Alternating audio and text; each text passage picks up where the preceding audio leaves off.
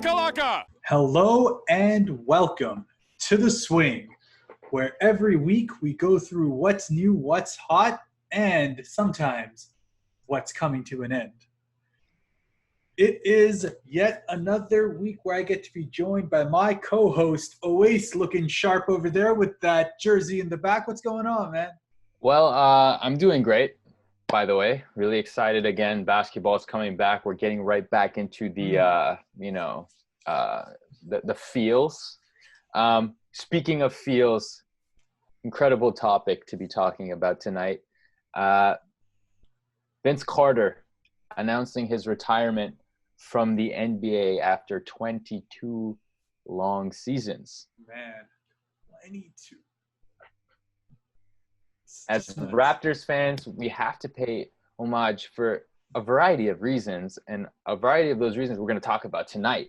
But it's really, really interesting because there is this big divisive line between Vince Carter, pro Vince Carter fans in Toronto versus those who just absolutely cannot stand him and cannot get over what happened. But we'll get into that.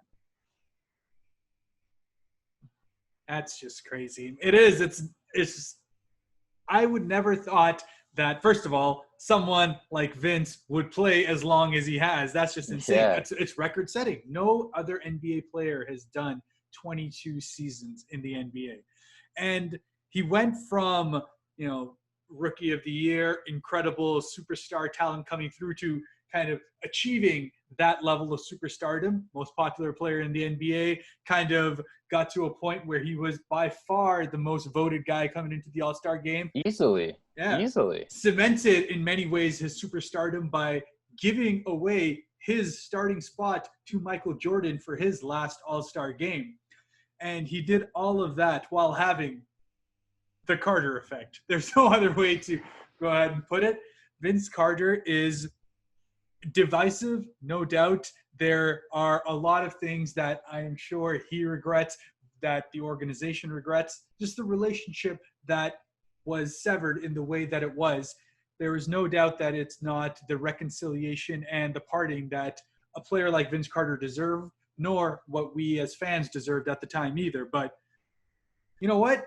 It's not about that. It's about celebrating and Absolutely. reconciling the fact that this is the man that helped put the champions on the map. Yes, sir. Quite honestly, forget champions. That guy put the NBA on the map. He was the face of the NBA for a while. We'll get into all that. There's so much I gotta say. But yeah. It's just, to me, look, I am everyone who knows and has spent any sort of time with me knows the level of Vince Carter fandom that I have, right? This idea of this divisive line, if there is one, I'm as far away from doing anything. You're an extremist. A complete extremist as far as Vince Carter love's concerned. You have Vinsanity syndrome. It's fine. It's the thing.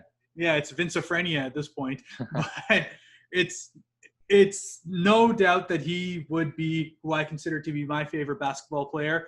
I mean, coming into the country in the mid-90s, seeing the start of Vince Carter, really getting into, I would say, full-time NBA watching around, that time when he did his dunk contest year and everything, just all of it that just had such a force for the entire city of Toronto and for the Toronto Raptors. Right. And all of it was driven by Vince Carter. And it's just, absolutely.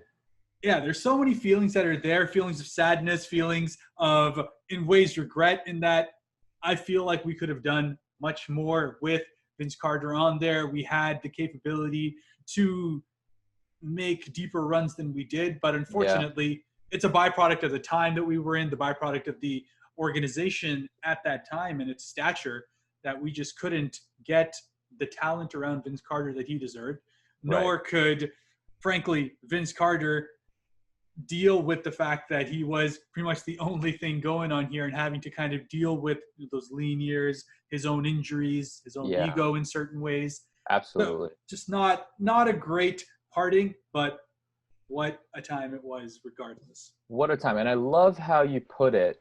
You said force. Now, we love this documentary that came out, produced by LeBron, Drake, and a few other guys, The Carter Effect. And it's such, now, when we talk about cultural impact in the NBA, there's a few guys that stick out right off the bat. We have Allen Iverson, right? Practice, right? But Vince Carter, the guy that Bow Wow was afraid to face, and like Mike, like, come on, man, like he was not only this guy with this really bold attitude and this extreme athleticism, but he's so confident, so talented, and the way he would dunk on people was so vicious. Like, I don't think there is a person in this league that has ever dunked so hard. Like, you have your Russell Westbrooks and, your Andrew Wiggins and a few other guys, like Aaron Gordon's for that matter. Yeah. Like, a lot of guys, Blake Griffin, a lot of guys have incredible dunks, don't get me wrong. But Vince was like, it's a poem. Watching The Carter Effect, I think his mom had said it best, is that when Vince goes up for dunks, it's almost like an art form for him. It's poetry. Now, that poetry is very crude sometimes because he has to jump over 7'6", like Frenchmen. It's really crude. Frederick Weiss. But it's just beautiful. So that effect, the culture. Let's talk about shoes, for example. The Nike Shocks. Yes. Okay? But even before we even get to Nike Shocks, Puma. He had the top-selling basketball shoe with Puma.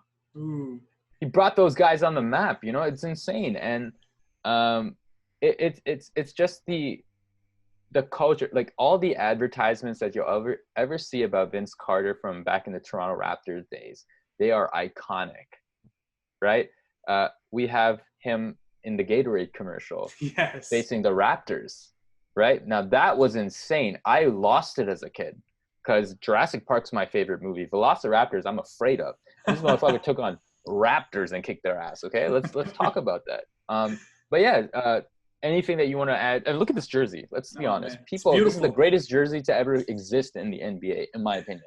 Okay? Oh, man, it's beautiful. And as you say, from cultural impact, even those who wouldn't otherwise be Toronto fans. I mean, you had Snoop Dogg way back in the day wearing the Raptors gear. Exactly. Vince Carter was transcendent, and for him to do that while being here in the North, away from the regular TV coverage, all of that, just nuts. And yeah, there's no way to underplay the poetry and the force with which he would go and do his game. Like, I look at Zach LaVine dunking now, and it's beautiful. Yeah, I think it's poetry, and watching him dunk, I get some of the same feels. But doing that and then finishing, though, in still just the most disgusting ways.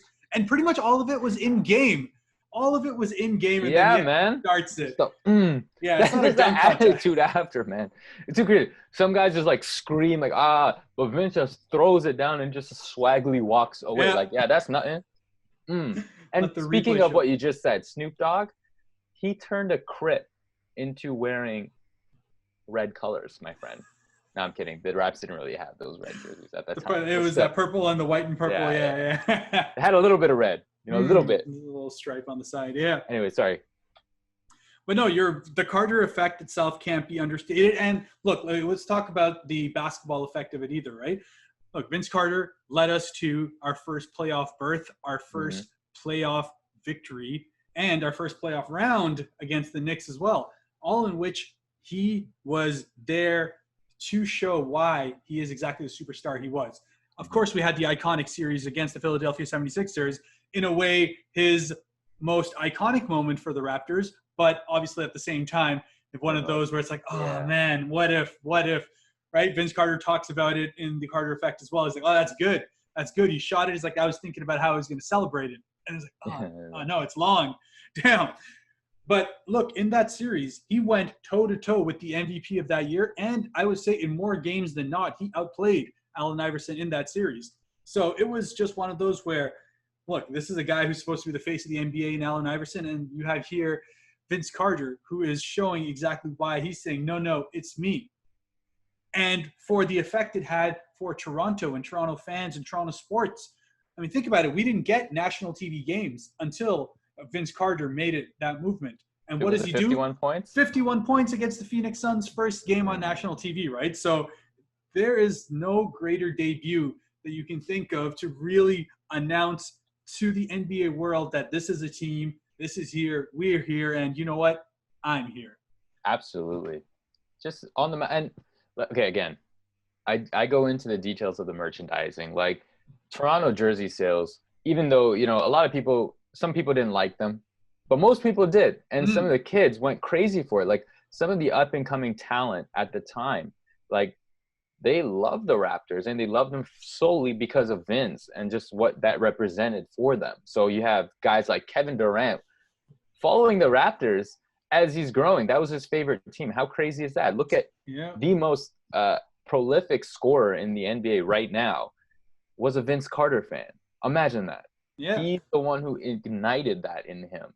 Secondly, you got guys like, you know, all these Toronto kids, or at least Canadian kids that, you know, who didn't know, like their families probably knew nothing about basketball. But as soon as Vince came into the picture, that became an identity for not just Toronto. It became an identity for all of Canada. And so all these kids growing up, you know, they're like, you know, our hockey teams, they suck, no offense. So we're like, you know, let's watch something exciting. And basketball was the exciting thing. And, you know, what a person to put that into the, you know, identity of the Canadian youth, right? Like who better than Vince Carter? I don't think anyone else could have really elevated and pretty much given that sort of hope and that excitement to an entire country other than Vince himself. No doubt. And you're seeing now from all the Canadian players that are coming in, when they talk about, look, who was my Michael Jordan? Who is everything to me growing up? Who got me into basketball? It's Vince Carter. And it's just crazy to think that these kids who were watching him then are now playing alongside him. And all of them are just so in awe that they get to play alongside their hero. And look, it's not like Vince is just a bum at this point either. No. Right? He played with such professionalism throughout his career as he became from that level of, you know, superstar to winding down post prime and then into pure veteran leadership. And I mean, the years in Memphis, he won best teammate over there. I mean, with Dallas, he, in a way, avenged his miss against Philadelphia when he hit that winner against San Antonio. Yeah, I've never marked out for another team the way I did for Dallas when he hit that shot. And I'm just like, oh, holy shit! It felt good here and there. I was like, that got me. That got me. I was very, very hyped in that one. Yeah. But yeah, it's just, look, Vince has had so many effects. The first basketball shoes I ever got were the Vince Carter Shocks. I mean, baby, this one's right here, just gorgeous. Look at these things. Those silver, my God, those are shoes. So hot. Oh, and man. It's so crazy because this mother effer made us believe that we actually could jump higher with these. You know, like that we could. These shocks actually like flubbered us over. And no, my skinny brown ass could not jump any higher with these shoes. But still, it made us believe that. And that was the thing. It's an identity. It's exactly that. And again, a lot of these NBA players, what were they looking at for the highlights? They're just so excited to see the highlights, and because they knew they're like, okay, Vince is going to do something crazy. And even though they weren't televised in America, you know, nationally, still people were still like, holy crap. Yeah. There's a player by the name of Vince Carter who's always on the highlights doing these nasty dunks, nasty plays. So, yeah. Just absolutely beautiful. And as you said, in terms of like his entire impact as far as, you know, how the idea of what's exciting is perceived. I mean, now you have this point where everyone's like, oh, is it threes? Is it dunks? What gets me going now, right? But there was no question that when Vince Carter was on the floor, he would give you at least one highlight level dunk per game, and then sometimes it would just be in a game-winning situation where he'll grab an alley-oop from the back over here on a terrible pass. Yeah, that was a garbage pass. I believe it was Mo Pete that threw it up. I forgot. I can't remember. It out back there, and that just became an iconic highlight. So it's oh my God, absolutely the icon. And you know what? There's so many great dunks we can talk about, but that happens to be easily one of my favorites because not only did he reach back, like had to like palm the ball, by the way, like out here, and then he threw it down. It was almost, and that's why they call him half man, half amazing. It was almost like Superman-esque, the things that he would do. Now, kind of going into, you know, again, the effect that had. Look around and see how many hoops you see in the driveways of families these days, right? Quite Mhm. a lot, Yeah. right? And that's quite honestly because of what foundation Vince laid down for the youth. So that's something we can really appreciate. Now, you were talking about how Vince was a great teammate, and over the years, you know, his role changed. Mhm. Now, imagine a guy who had everything, Mhm. face of the NBA, right? Goes through injuries, struggles, you know, has a lot of successes with the New Jersey Nets, and quite easily could have been a contender, Yeah. and was a contender, but you know, unfortunately, just circumstance had it that he wouldn't win. Um, and you know, every point of his career, he had to adapt. Now, people remember him as a dunker, like that's Mhm. pure. Like people who don't know Vince Mhm. remember him as just a dunker, and that's fine. But in reality, actually, if you look at Vince's game, Yeah. he has an arsenal of offense that is next to none, right? Mhm. He knows how to play in the post, very good in the post, Yeah.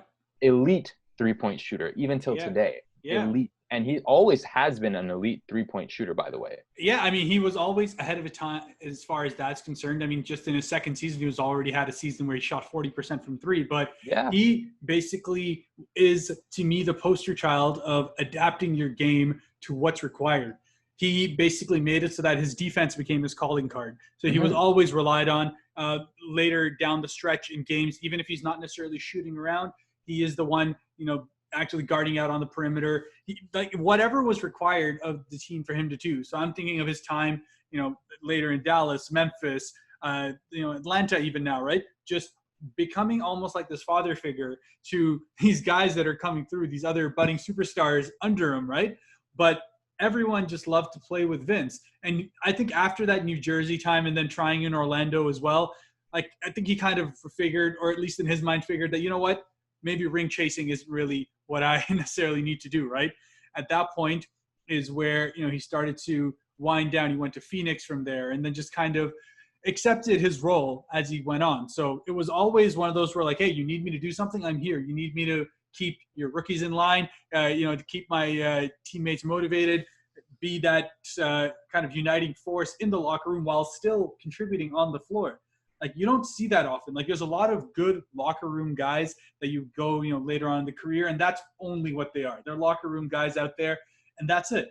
But Vince still showed that he had the capability to keep playing. I swear he could probably play for another couple of years if he wanted to. probably. Yeah, And man. it was just one of those, he knows what is required to be in the NBA, and he knows what's required to be successful. And that kind of intelligence is not always seen in players. So, I mean, he's just, to me, that is just as important as all of his on the court accolades. And you know what? He did. He's this is the 8-time NBA All-Star. And I mean, face of the NBA, we saw a number of seasons where he scored over 25 points a game. Just lots and lots of great, great moments that are showing that he's more than just a dunker. Right. So Absolutely. to me, and I know we're going to talk about it a little bit later, like it's an absolute shoo-in that he's a Hall of Famer, first ballot Hall of Famer. And we're going to get into why that would be not only from a basketball perspective, but just from, as we've said, his cultural impact. But the Without a fact that, doubt. the fact that he has all of that, and if you look at like top 10 all-time three-point shooting, he's in there at like number 6 at this point. Like all of these things that show the kind of fingerprints he had on so many parts of the NBA that, frankly, I don't know if that kind of combination and that kind of longevity is something we're going to see too often. No, especially with the game evolving so quickly, and the athleticism and the type of players that we're getting, injury-wise, man, it's Mm-hmm. pretty crazy. But it's incredible to see. He did. I don't know. I was watching an interview of Vince, and he was talking to Jalen, or Jalen was talking about Vince, and he's like, "Yo, how do you do it at this age?" And he's like, "Advil, my friend. Take Advil." I'm like, "That's the secret. That's the That's secret it. to success. Advil." So that was really funny. But anyway, let's get into now. We've talked about the Carter effect and Mm-hmm. what it meant to Toronto and just the Mm-hmm. NBA from a global scale even. Now let's talk about some of your favorite Vince Carter moments. Man, there's so we already talked about that alley-oop pass, which every time I watch just makes me go, holy shit. That could be done at any point ever, and it's still going to look like one of the most nasty athletic things ever. Mhm. Apart from that, I know it's probably taboo to be able to say it, but that winner he hit against Toronto when he Toronto, was on the yeah. Jersey Nets, where Jason Kidd jumps on him Oh, right after. I swear it was like, look, like I said, I don't boo Vince Carter when I go on out there, but let's just say it is quite clear that he took that like absolutely within himself. He's like, all right, I'm gonna shut you all up right now. yeah, And he just kept doing it again and again and again. And yeah. there's just so many games where he would just come in and be like, He was yeah, straight up, he's a Raptor killer. Let's be honest, man. When it came down to those games, we'd boo really hard, and we've always no. booed really hard. But the funny thing is that I feel like if he sucked against us, like no one would, like, we wouldn't. Over time, we would have healed a lot better. But because he then became public enemy number one, not just for the fact that he left, but also because he kicked our ass every time he come play in Toronto, it became a thing, right? Yeah. So, I mean, it is what it is. Yeah, I also agree. I also like that alley-oop pass. The one in the back that grabs and then comes down. He has this other spin dunk where he does like this little after, and that's always just nasty as well. Him in that white jersey, just it was that classic white jersey fit Vince very well in my opinion. Very well. Absolutely. Looked really nice, yeah. And one of my favorite moments actually was when I can't remember who they were playing, but it was this insane game winner that he had. And he's just on the ground, like after it was like a fadeaway almost. Yes. And he's on the ground and he's just like dancing and stuff. And I'm like, that's the attitude, right? That's that attitude that I'm talking about that no one really appreciates except for the culture and the identity. Actually, no one really appreciates. Everyone appreciated about him. And to this day, if I'm to this day, if I hit a shot, I like and I'm falling, I'm just gonna dance. That's what I'm gonna do. Okay. But I'm not good enough to do that type of stuff. So yeah, no, this just look, anyone can go onto YouTube and look at Vince Carter game winners, and the crazy thing is, I said he has them all the way from the start of his career up till like 2018, and they're still game winners, right? So it's just at any moment, if you needed a clutch bucket, and if you needed a bucket in a difficult situation over a guy, Vince was one of those, as you say, difficult shot makers that could go ahead and do it. And that's why every time everyone goes back to that Philly series, it's like, holy shit, man, that should have been in. He got it. Yeah. He got them with the perfect pump fake. He got him at that top corner to get it off. It's just, there's so many what ifs to that it's just, it's my favorite. It was one of my favorite Vince Carter moments just because it's so Vince. Like, there's no one else I would have wanted in that situation. He got the look he wanted, and it would have been just the perfect ending to what was a absolutely ridiculous battle back and forth, 7 games, and for us to do it in Philly. But yeah, it's one of those what ifs, but it's a great what if. And regardless, as I said, he did it against Dallas, and in a way that almost gets it back to me. So I felt that love. Yeah. Absolutely. But my question is though, like, and I'm not trying to stain on his legacy or anything like that because he has such an illustrious career and he's been so iconic for so many different reasons. But his entire career, quite honestly, has been a lot of what ifs, right? What if Tracy McGrady stayed? Would the Raptors have had championships or developed an incredible team? What if he was healthy in Toronto? Would he have been, able to lead them to a championship? Or what if, he had that extra piece in New Jersey? Would they have been able to take it to the next level and make a championship? Like, it's always championships. And unfortunately, that's one of the stains on his legacy in some respect to, people that are big on ring counts, like this guy right here. But so talk about the what ifs. Like, do you think they're appropriate, or do you think that they're just something for people to just hate on for whatever reason? Look, there's no denying the fact that if you want to be anywhere in the GOAT conversation, you're going to have to win not only one, but multiple rings. There's no two ways about that. And yes, there are the what if factor of it. So as I said, what makes Vince Carter unique is that he adapted and didn't let that hold him down. But if we're talking purely from like, what could he have done with the superstardom that he had, what he had in terms of basketball talent? There's no doubt. I think Vince Carter himself will readily admit that he had a level of immaturity early on in his career where Yeah. he was just so good and was so ridiculous and could do whatever he wanted at any time on the court that it did develop an attitude in a certain way. So, I mean, to me, it's a perfect cycle that he is now recognized as such an amazing teammate where if you kind of go back, I mean, the teams, I would say his close teammates still loved him, right? But it's just a very different personality. It's almost like he grew up in front of our eyes within the NBA itself. So if he kind of had this maturity at the beginning of his career, perhaps things could have been different. Right. But absolutely. Yeah. It's to me, it's all about time and place. Winning is about time and place, and winning is also about having the right circumstances around you. I don't think that the Toronto Raptors at the time that he was there did have the organizational clout to really be legitimate enough to go as far as they have gone now, or have won a championship now, right, or have brought in a Kawhi in a trade and were able to make that work and have the greatest season we ever had. Yeah. But as you say, it's the base that gets set up. You wouldn't have the organizational legitimacy if that hadn't happened. But at the same time, if the organization had been better early on, perhaps Vince Carter wouldn't have gotten pissed off and distressed the way he did as well. So it's absolutely what if. And I think he tried to take that what if into his control when he went to New Jersey, when he went to Orlando, to try to, maybe I can win it at home in Orlando. Maybe I can win it with a superstar in Jason Kidd, right? But unfortunately, there's just a lot of luck involved with winning. So Vince Carter has not had the rub of the luck, but I would say that hasn't taken away from his stature. And it's, if anything, what he is now remembered for is in many ways more unique than just a champion. Yeah, absolutely. Absolutely. And I think there's no other way that you could put that, right?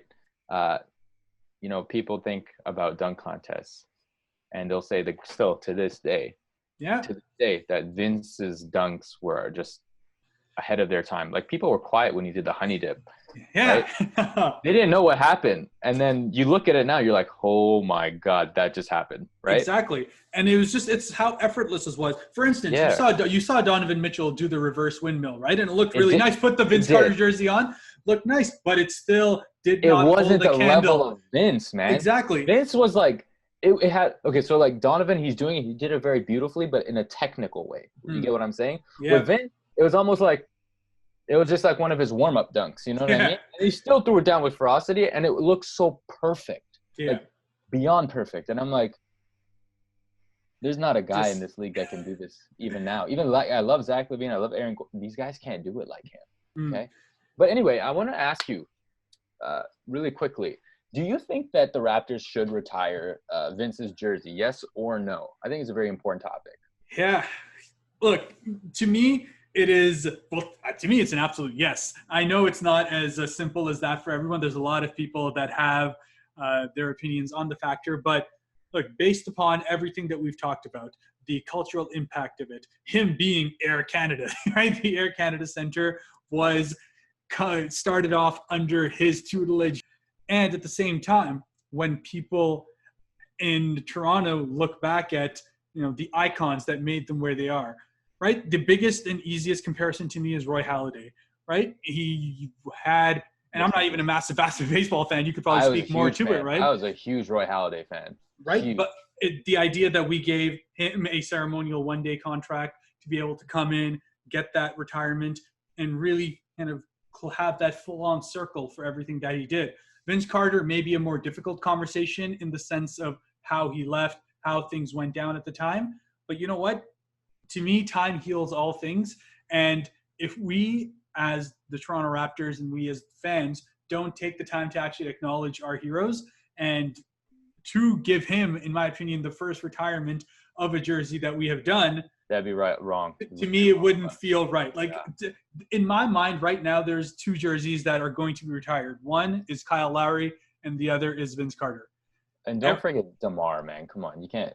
DeMar, yes. The retired jerseys, maybe we'll talk later on in the future, right? Yeah. Right?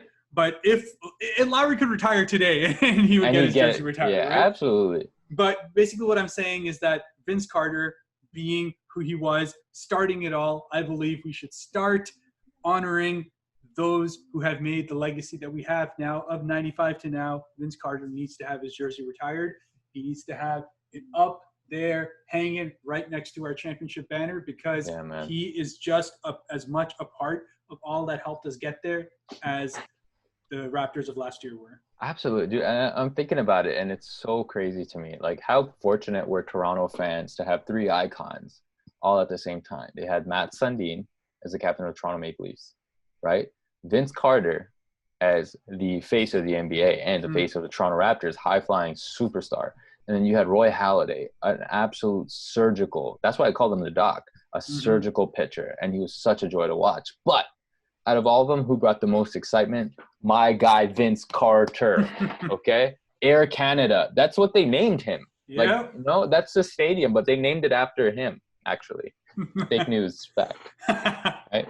But, yeah, I totally agree with you. I think like, without a doubt, we associate, even till now, every single person associates the Toronto Raptors to Vince Carter, no matter what. Whether you talk to the players, you talk to, organizational members, you talk to the fans, right? Toronto is Vince, and that documentary said everything. Put that official stamp on it, and I agree. Vince Carter's name should be up there in the rafters at Scotiabank Arena. Okay. Side note on the Carter effect, I'm in that, so I always get to see myself at like the hour 30, pointing it up out there when they show Jurassic Park. So you know what? I get to be part of Vince's legacy. I'm okay with that. There you go. There you go. I'm glad you shouted yourself out. The 10 fans that, are going to listen to this podcast, hopefully more than 10 fans, maybe 1 million. How about that? Let's get it to 1 million. The 10 to 1 million, whatever that range is, I hope you guys go back 1 hour, 30 minutes into the documentary. You'll see HK doing some wearing the glasses, pointing up to the thing. I think that was during the Brooklyn series that they put that one out. So insane series. But anyway, okay, now that we figured out whether or not we agree with his jersey retirement, I've had it hung up on my room. As you can see, I'm pro it. Talk about, is he, what we touched on earlier, is he a Hall of Famer, yes or no?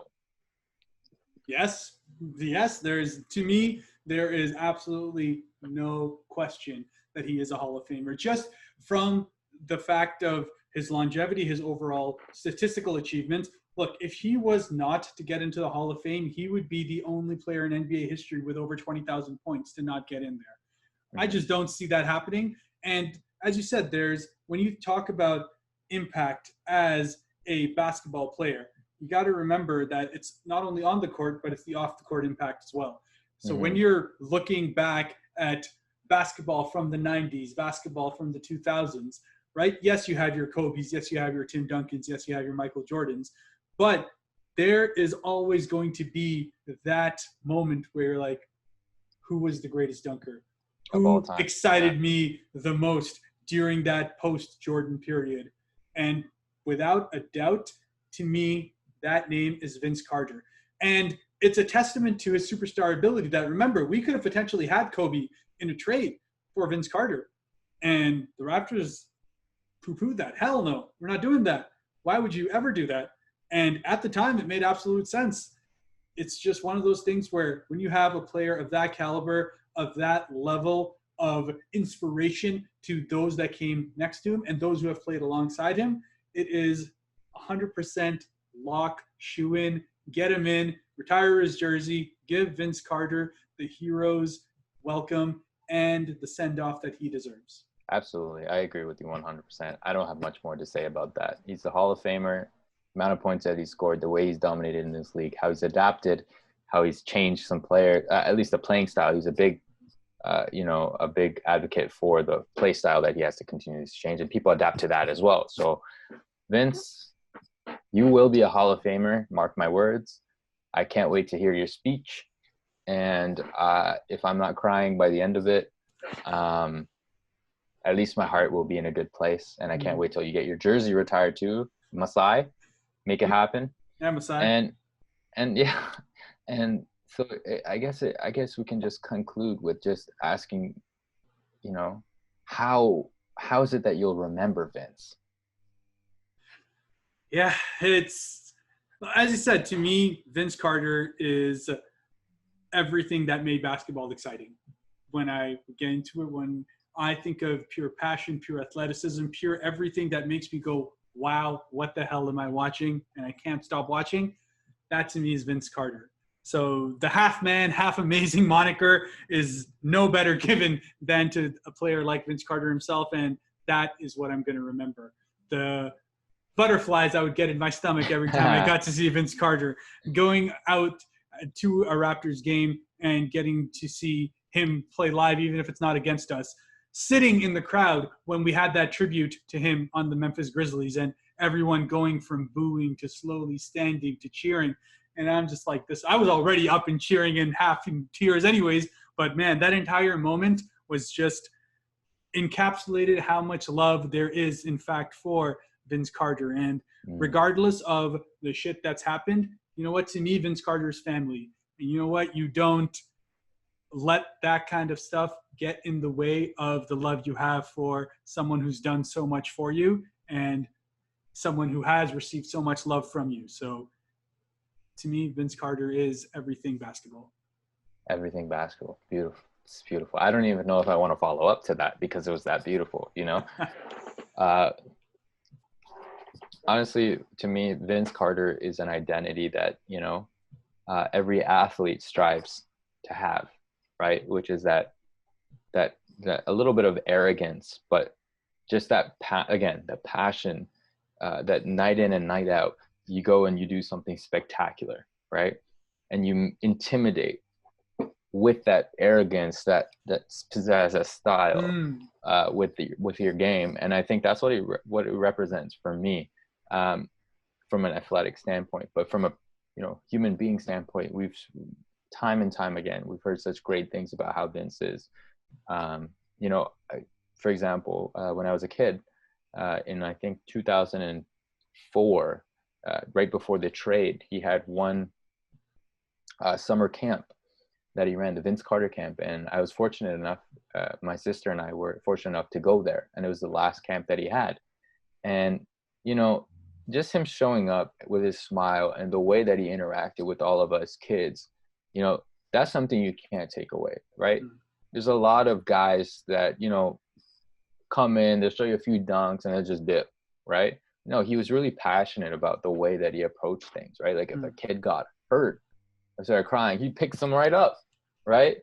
The way that, you know, he would try to interact with the kids, make them laugh and stuff like that. It was just a beautiful thing. And, you know, we remember Vince as not just that incredible, insane enigma in terms of like his on-court personality, but off-court, an incredible, a gentleman. And, you know, that's who I'm going to remember Vince as. And I hope one day that I'll get a chance to meet him and, you know, express my gratitude. And, you know, he'd express his gratitude for this podcast. Yeah. Right? No, that's awesome. I think there's no better way to sign off than that as far as the swing is concerned. We'd love to hear what you guys think about Vince Carter, right? There's no doubt that you would have been in some way impacted by all that he's done as well. You know, reach out to us at the Swing Podcast on Instagram. Talk to us about what your favorite Vince Carter memory is. And yeah, as always, just please like, share, and subscribe to the Swing. Keep listening to us. Keep listening. We'll be back next week, and we're just going to have a quick poll. Should Vince Carter get his jersey retired? We want to hear from you guys. Should Vince Carter be a Hall of Famer? We want to hear from you guys. These opinions are important. We can discuss them. Again, like HK said, until next time, see ya. Peace.